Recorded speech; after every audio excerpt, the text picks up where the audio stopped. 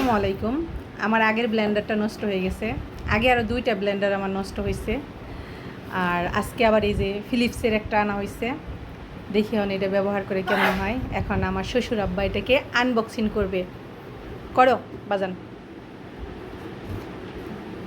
শ্বশুর আব্বা এটাকে আনবক্সিং করবে। এই যে শ্বশুর আব্বা, এই যে শ্বশুর আব্বা।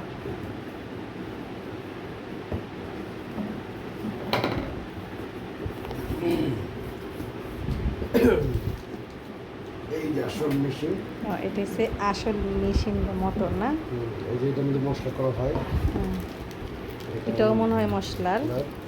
শরবতের জগটা, এই যে শরবতের জগটা, যাই হোক সুন্দর হয়েছে। আর এই জন্য কীভাবে ব্যবহার করা যায়, কত জানি নিছে?